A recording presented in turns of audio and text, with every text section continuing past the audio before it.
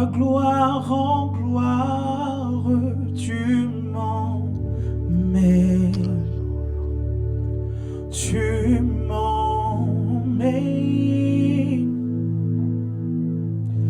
dans les profondeurs de ta sainteté. Tu m'emmènes. Tu m'emmènes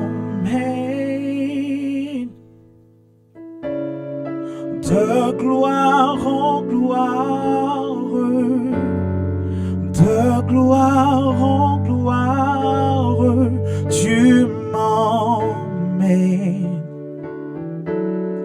Tu m'emmènes dans les profondeurs de ta sainteté. Tu m'emmènes. Tu m'emmènes de gloire en gloire, de gloire en gloire, de gloire, de gloire en gloire. Tu m'emmènes, Seigneur, tu m'emmènes. Oh, de gloire en gloire, de gloire en gloire. Aïe, aïe, aïe, de gloire en gloire. Tu m'emmènes.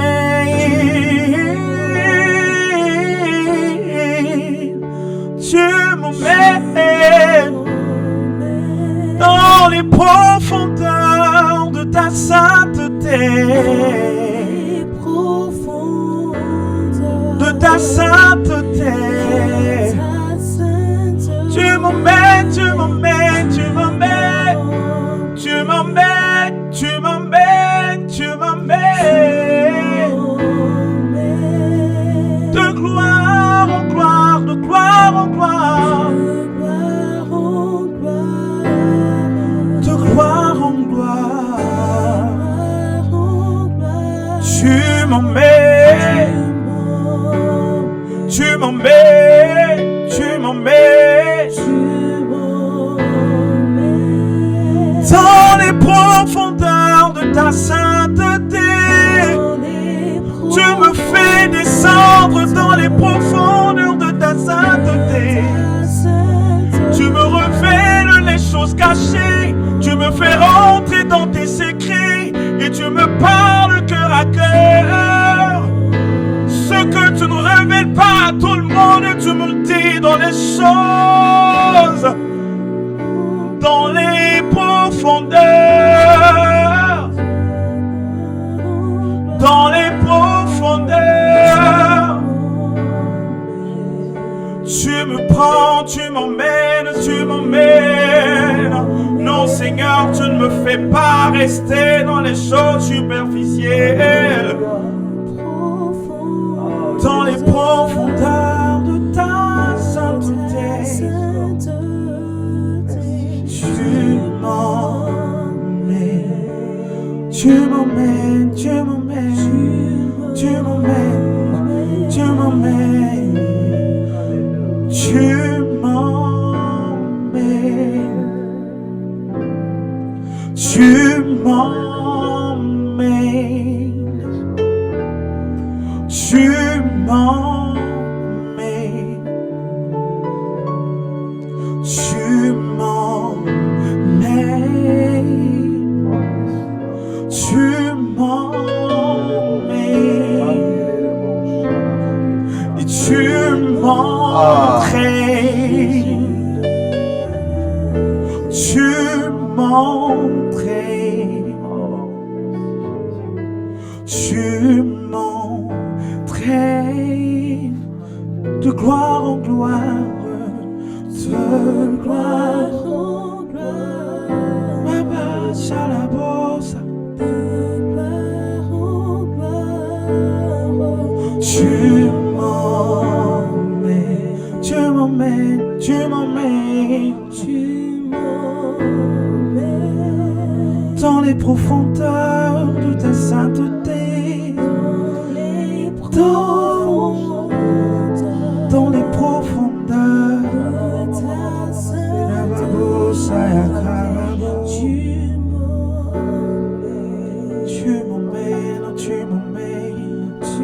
Tu m'emmènes, tu m'entraînes de gloire en gloire, de gloire en gloire, de gloire en gloire, tu m'emmènes de gloire en gloire, tu m'emmènes, Seigneur, tu m'emmènes,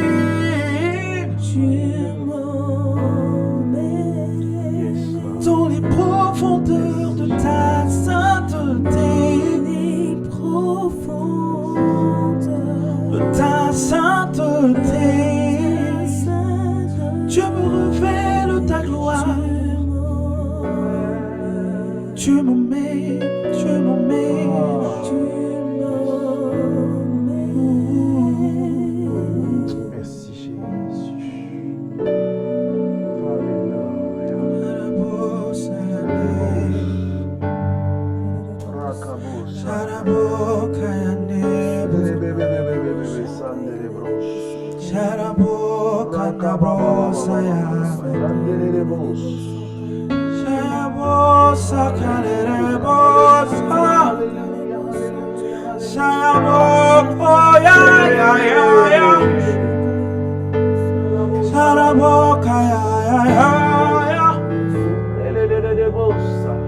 Tu repends ta gloire dans nos vies, Seigneur. Tu repends ta gloire dans nos vies. Merci Seigneur. Alléluia. Alléluia. Merci Jésus. Shalom, shalom bien-aimés. C'est encore un honneur, c'est une immense joie ce jour-là de vous retrouver dans votre émission. C'est un bonheur inouï que de nous retrouver pour une autre expérience de connexion. Nous nous retrouvons encore ce jour pour nous abreuver à la source de notre Père. Nous nous retrouvons encore ce jour pour puiser dans son amour infini.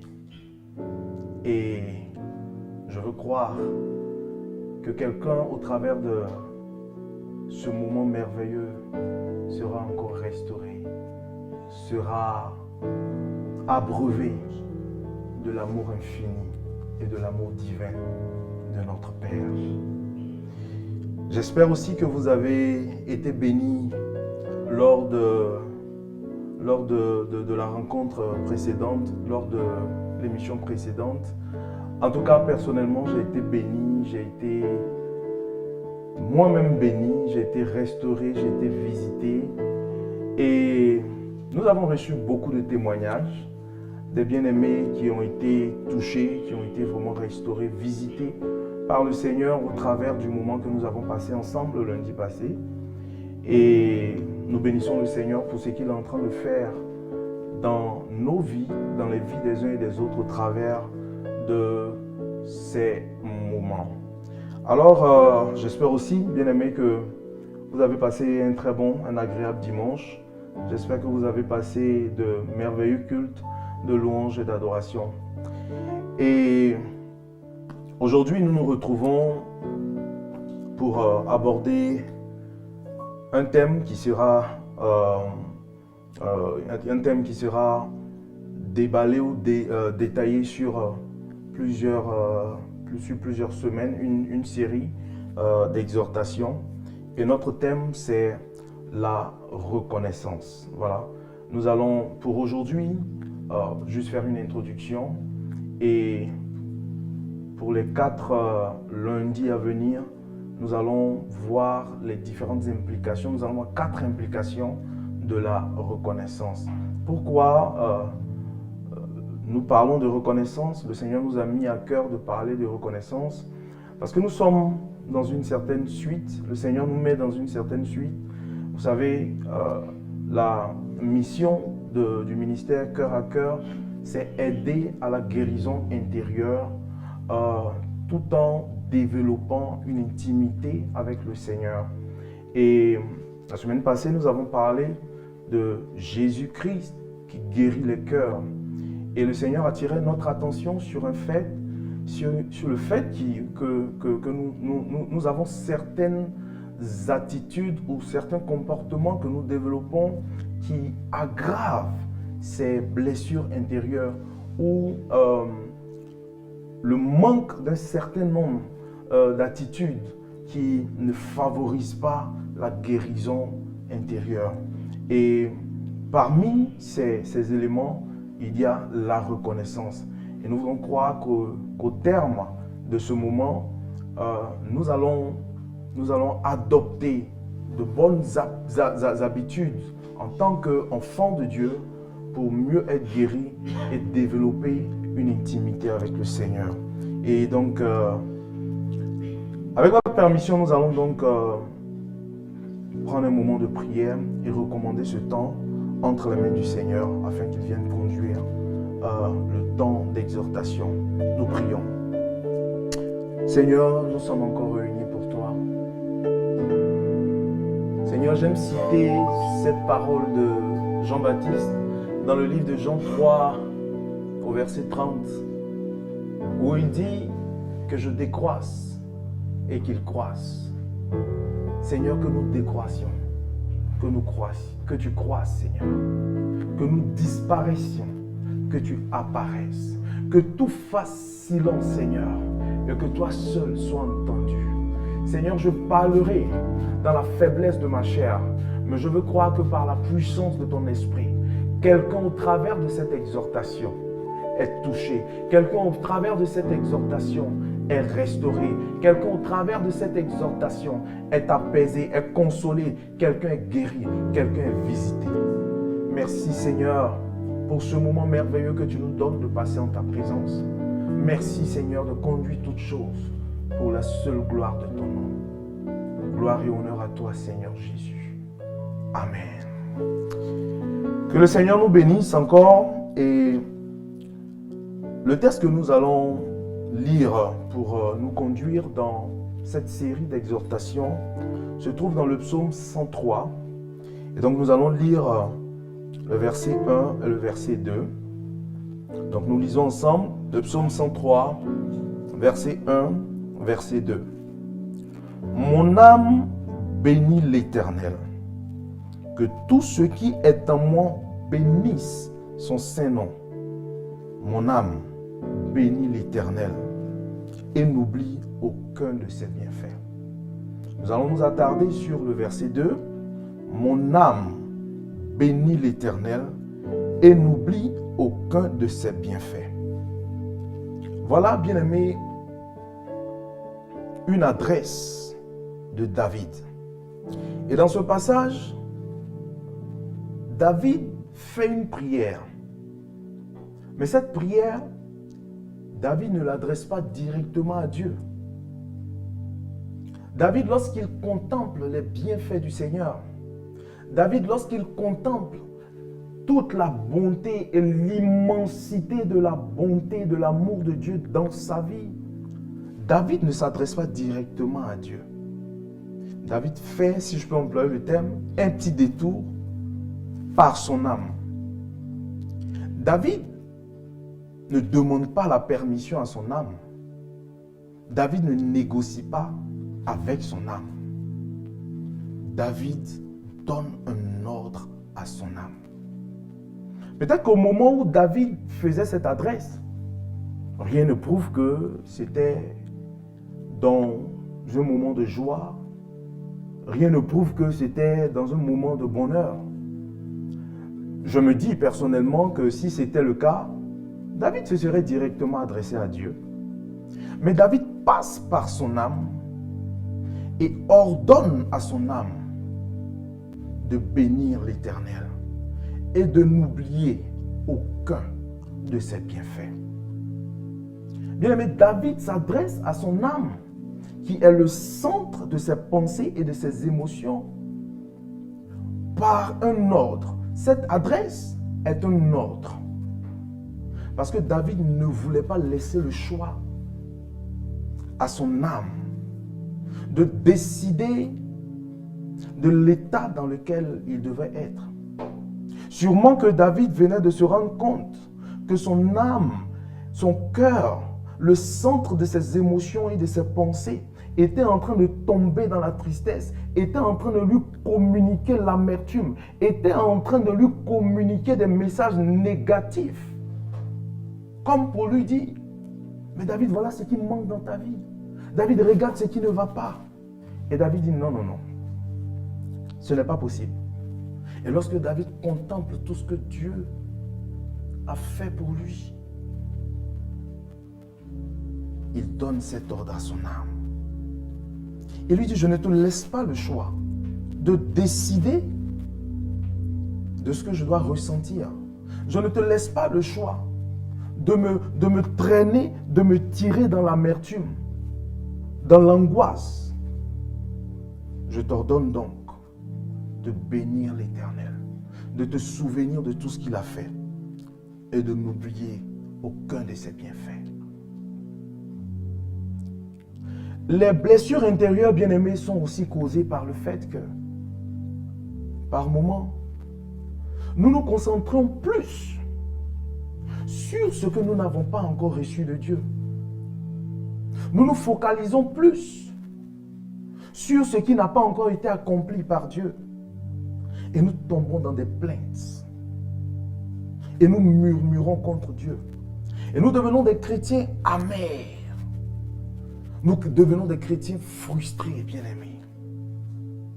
Et nous oublions ce que Dieu a accompli pour nous. Et lorsque nous nous mettons dans de tels états, bien-aimés, bien entendu, nous attristons notre Dieu. Et il va sans dire que lorsque nous attristons notre Dieu, nous demeurons toujours dans cet état d'insatisfaction qui aggrave nos blessures intérieures et donc affecte notre relation et notre intimité avec le Seigneur. C'est la raison pour laquelle, parfois, bien-aimés, nous devons ordonner. Nous ne devons pas laisser le choix à notre âme de décider de l'état dans lequel nous devons être. Nous devrons, bien-aimés, comprendre, en tant que chrétiens, en tant qu'enfants de Dieu, que si nous voulons développer une relation d'intimité, de père à fils, si nous voulons avoir notre cœur qui est toujours connecté à celui de notre Père, nous devons pratiquer la reconnaissance. Nous devons nous souvenir de ce que le Seigneur a accompli pour nous. Et nous devons éviter de nous plaindre. Parce que toutes les fois où nous tombons dans des plaintes, nous attristons le cœur de Dieu. Et c'est la raison pour laquelle je vais exhorter quelqu'un à comprendre l'importance de la reconnaissance ou de la gratitude, des actions ou des choses que le Seigneur a posées ou a faites dans sa vie. C'est très important pour nous, bien-aimés. Et cela garantit, bien entendu, comme je l'ai dit, notre guérison intérieure. Et cela renforce notre relation avec notre Père. Nous allons donc voir ensemble quelques définitions du terme reconnaissance. Qu'est-ce que c'est que la reconnaissance? Selon le dictionnaire, la reconnaissance, le dictionnaire Larousse, voilà, la reconnaissance est définie comme un sentiment qui incite à se considérer redevable envers la personne de qui on a reçu un bien. On nous parle encore de sentiments. Et qui parle de sentiments parle de cœur, parce que les sentiments viennent du cœur. Parce que les sentiments nous sont dictés par notre âme, par le centre de nos pensées, de nos sentiments. Donc la reconnaissance doit provenir de notre cœur. Et si ce cœur est dans la tristesse, si ce cœur est dans l'insatisfaction, dans l'insatiabilité, dans des plaintes à n'en point finir, comment peut-on manifester cette reconnaissance à Dieu? La reconnaissance est un sentiment qui provient de notre âme, du centre de nos émotions et de nos sentiments. Et c'est la raison pour laquelle David, se rendant compte de l'origine de la reconnaissance, va puiser cette force dans son cœur, dans son âme, et lui dit: mon âme, tu n'as pas d'autre choix que de témoigner de la reconnaissance à Dieu. La deuxième définition, selon le terme hébreu de la reconnaissance, c'est toda. Toda, qui veut dire confession. Qui Dieu est pour moi. Qui veut dire aussi louange. Donc, ce qu'il a fait pour moi. Qui veut aussi signifier action de grâce, acte de remerciement. Donc, selon la définition hébreu du terme reconnaissance, c'est confesser qui Dieu est pour nous. C'est imposer à notre âme la louange, ce que Dieu a fait pour nous. C'est des actions de grâce, des actions, des actes de remerciement que nous posons. Je me souviens d'une fois, j'ai écouté, pour la première fois où j'ai écouté un chanteur du nom de Richard Crémé, le frère Richard Crémé. Dans un de ses chants, il a dit quelque chose qui m'a frappé. Il dit: si on te demande comment as-tu fait pour dormir, certainement tu répondras que j'ai lu un livre, et c'est ce qui se passe d'ailleurs d'habitude. Tu répondras peut-être: j'ai écouté la musique, et c'est ce qui se fait. Pour certains, j'étais obligé de me mettre devant la télévision pour dormir. Pour certains, comme souvent les enfants le font, on m'a raconté une histoire. Mais pour te réveiller, aucune action n'a été posée par toi. Rien n'a été fait venant de toi pour te réveiller. Bien-aimés, est-ce que nous comprenions un peu ce que le Seigneur chaque jour fait pour nous? La Bible dit qu'il ne dort ni ne sommeille. Lorsque nous sommes plongés dans notre sommeil, est-ce que nous prenons, est-ce que lorsque nous nous réveillons, que nous entendons le chant des oiseaux, est-ce que nous comprenions, est-ce que nous imaginions, ne serait-ce qu'un seul instant, tous les combats que Dieu a pu mener pour nous, alors que nous étions ensommeillés, alors que nous dormions, alors que nous étions presque morts? Est-ce que nous imaginons une seule seconde ces combats que le Seigneur a menés pour nous, alors que nous dormions? Malheureusement, nous nous réveillons et nous pensons que nous sommes les détenteurs de notre vie. Si nous avons pu poser certains actes pour dormir, je veux que tu comprennes quelque chose, qu'aucun acte venant de toi n'a été posé pour te réveiller. C'est la grâce et la faveur de Dieu. Raison pour laquelle nous devrons manifester chaque jour de la reconnaissance à notre Dieu. Nous ne méritons rien de rien. Alors là, rien, bien-aimé, aucune seconde de notre vie n'a dépendu de nous-mêmes, si ce n'est de la grâce de Dieu. Et j'aimerais que nous nous penchions sur un certain nombre de questions. Combien de fois, bien-aimés, prenons-nous le temps de dire: aujourd'hui, dans mon temps de prière, ou combien de fois dans la semaine, prenons-nous le temps de dire une fois, ne serait-ce qu'une seule fois par semaine, je vais consacrer mon temps de prière à reconnaître les bienfaits de Dieu dans ma vie. Combien de fois nous décidons que cette fois, je vais laisser en arrière ce qui n'a pas encore été accompli dans ma vie. Combien de fois nous disons, peu importe ce que je n'ai pas encore reçu, mais je vais m'arrêter pendant un moment et arrêter de demander, arrêter de me plaindre et me souvenir des bienfaits de Dieu dans ma vie. Combien de fois nous le faisons? Bien-aimés, combien de fois nous le faisons? C'est la question que je veux poser à quelqu'un. Combien de fois nous le faisons? Nous nous plaignons plus que nous remercions le Seigneur. Nous nous plaignons plus que nous manifestions de la gratitude à ce Dieu qui veille sur nous. La Bible dit qu'aucun cheveu ne tombe de notre tête, je paraphrase, sans que Dieu l'ait ordonné. Nous sortons le matin, nous allons au travail, nous vaquons à nos occupations, nous rentrons. Et la dernière fois, je menais cette réflexion et j'en parlais avec mon épouse. Je lui disais, mais combien de fois est-ce que même lorsque nous rentrons à la maison, nous prenons la peine de rentrer directement dans notre chambre, nous agenouiller et bénir le Seigneur pour cette merveilleuse journée qu'il nous a accordée? Les choses bizarres, dès que nous rentrons à la maison, nous nous rendons compte que le fauteuil n'est pas bien placé, que l'assiette est cassée, que les enfants ont fait ça. Nous prenons du temps, nous passons du temps à des choses vaines et viles.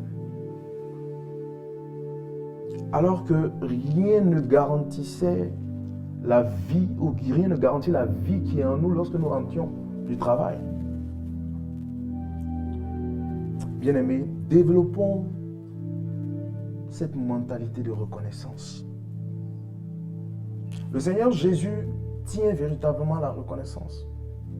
Ah oui, je veux dire à quelqu'un, le Seigneur Jésus tient véritablement à la reconnaissance. C'est la raison pour laquelle lorsqu'il a guéri ces 10 lépreux et que parmi ces 10, un seul est venu lui témoigner de la reconnaissance, le Seigneur Jésus a pris la peine de dire, mais et les 9 autres, n'ont-ils pas été guéris?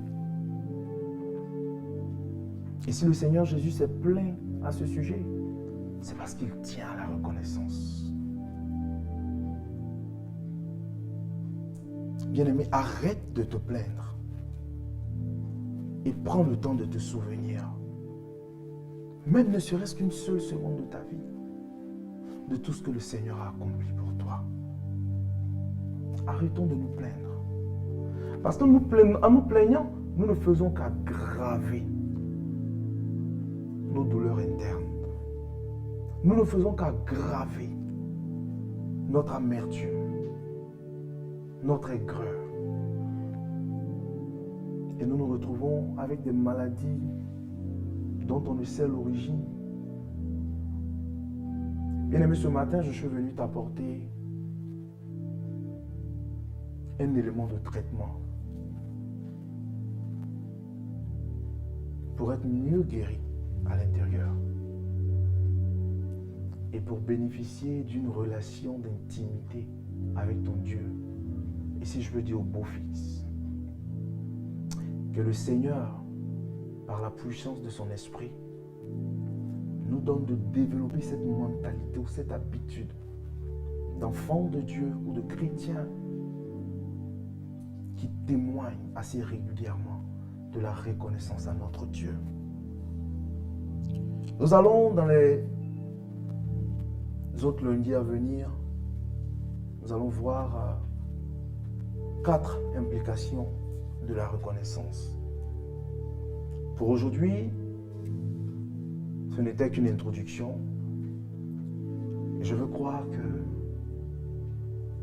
moi, ayant parlé dans la faiblesse de ma chair, le Saint-Esprit se saisit lui-même de cette parole et qu'il la dépose comme une graine de bonne qualité dans le cœur de quelqu'un afin de faire germer une nouvelle mentalité, une nouvelle manière de voir les choses. Une mentalité qui nous conduit à développer une intimité de père à fils avec notre Dieu. Que le Seigneur bénisse sa parole. Que le Seigneur siège dans sa parole. Et comme il dit dans sa parole, il y a la vie dans sa parole. Nous prions, Seigneur, qu'au travers de cette parole, Seigneur, que quelqu'un soit restauré.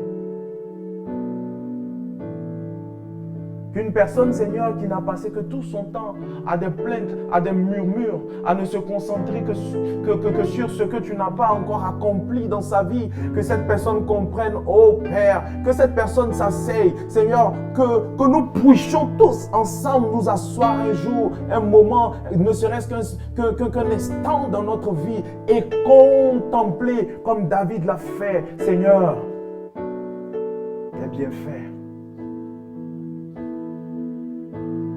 Seigneur, nous nous concentrons que sur ce qui n'a pas encore été accompli.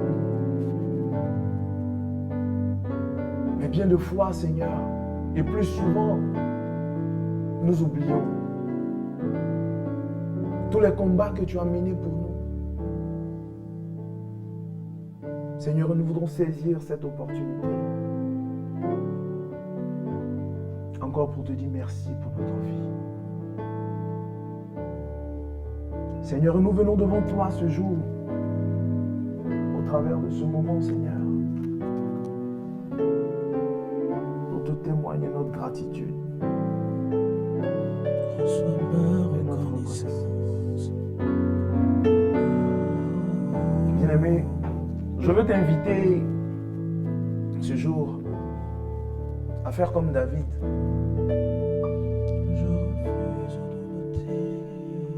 À donner cet ordre à ton âme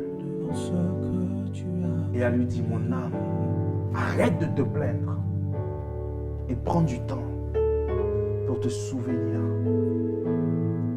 des bienfaits de Dieu dans ma vie.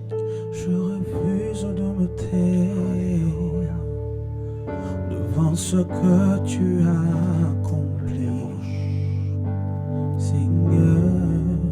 Merci Jésus.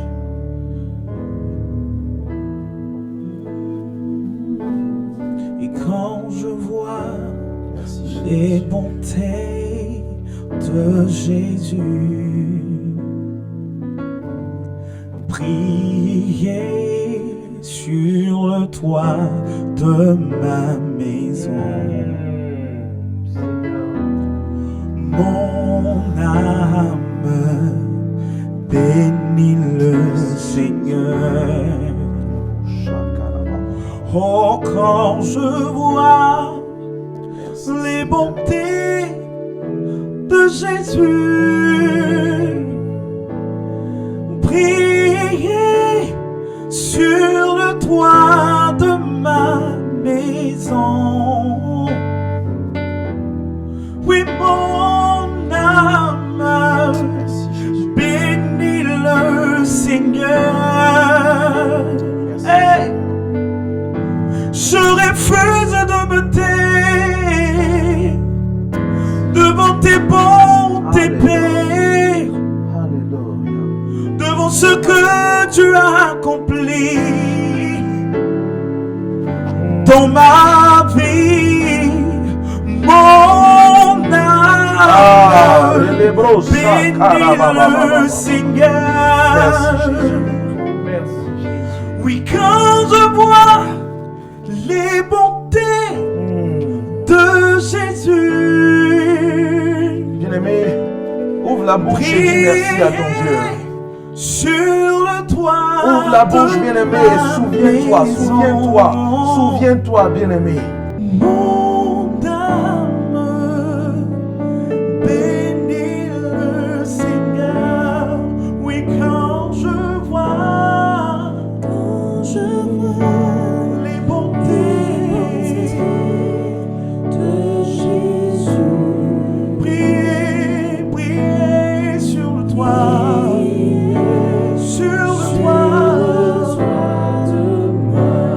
Mon âme, mon cœur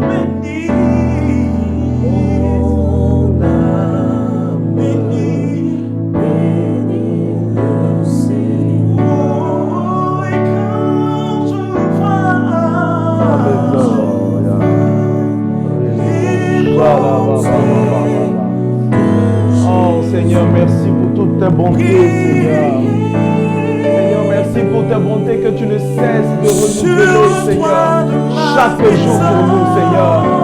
C'est vrai, Papa, que nous nous plaignons chaque jour, Seigneur. C'est vrai que, Seigneur, nous nous concentrons sur ce que tu n'as pas encore accompli pour nous. Mais, Seigneur, ce que tu as accompli, Seigneur, est encore plus grand que ce que tu n'as pas encore fait, Seigneur. Oh, Roi des gloires, car éternel, mon Dieu, tu es celui qui tient le souffle de notre vie, Seigneur, et notre vie au quotidien, Seigneur. Chaque seconde de notre souffle, Seigneur, t'appartient et est entre tes mains, Seigneur.